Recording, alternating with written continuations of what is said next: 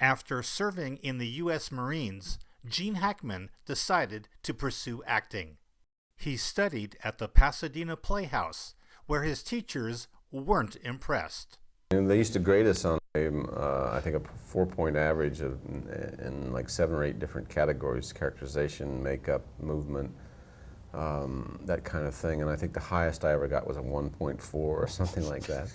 And which doesn't say anything against Pasadena Playhouse, except that it's very tough to grade actors because it's such a subjective kind of thing that who's to say who can be an actor and who can't. He moved to New York and hung out with a group of struggling actors who later became stars.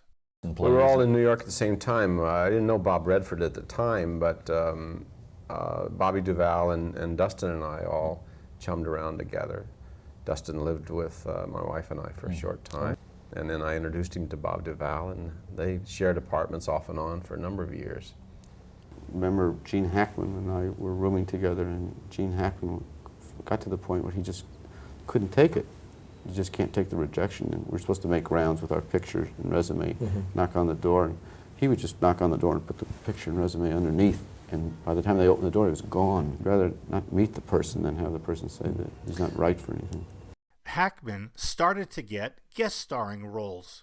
But in the early days in television, I was cast a lot as the kind of the father, the misunderstood man or son. In 1966, he got a guest starring role on a new Burt Reynolds series.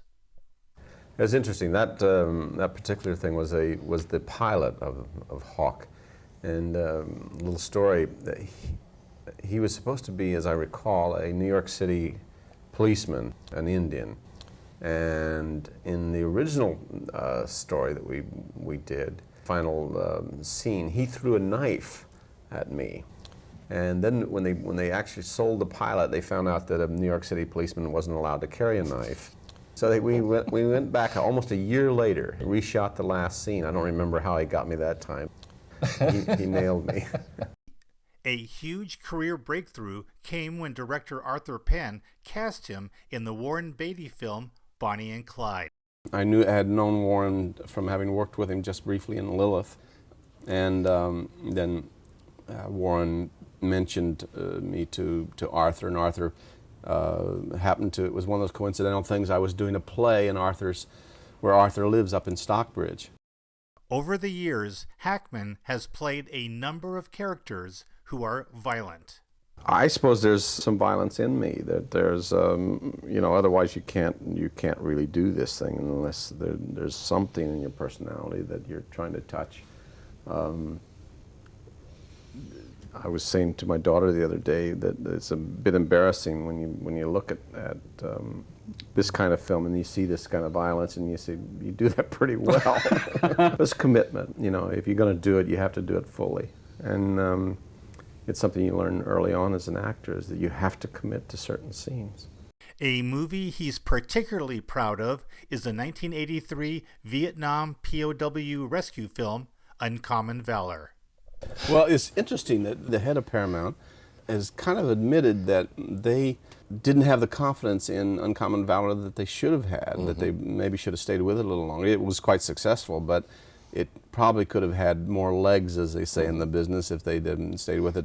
I don't think anyone knew at the time how much frustration there still is about the Vietnam War and about the missing in action prisoners.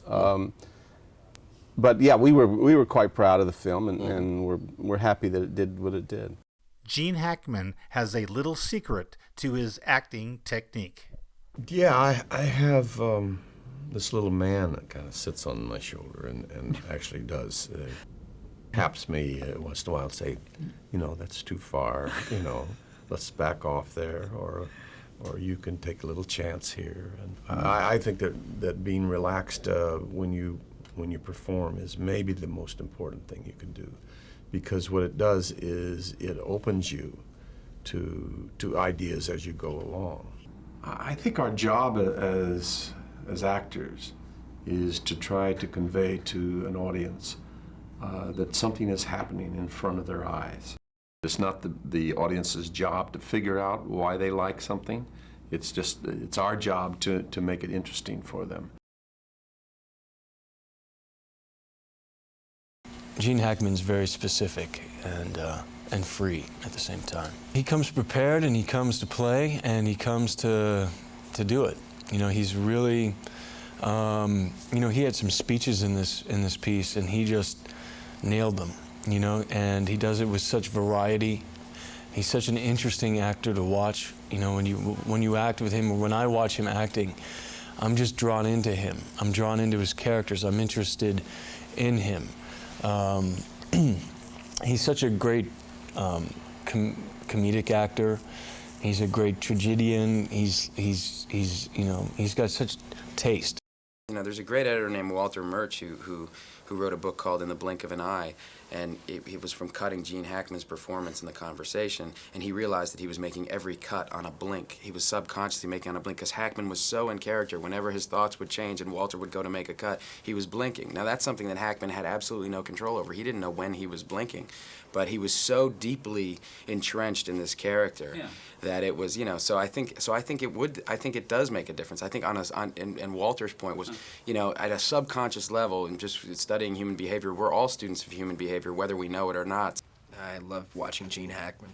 I love watching Al Pacino. They're just brilliant. Everything they do is amazing. Well, I think everyone just has, regardless of what character you develop, there's just an essential quality in every human being that you can't really get rid of, no matter how good of an actor you are, no matter what chameleon you can, you know, how much you can change your voice, whatever. Gene Hackman just has this quality about him. I don't know what it is. I don't know if it's in his tone, his face, his posture, something about him. I just love to watch him on film. He's just great. He's an entertaining actor. I just want to watch his story.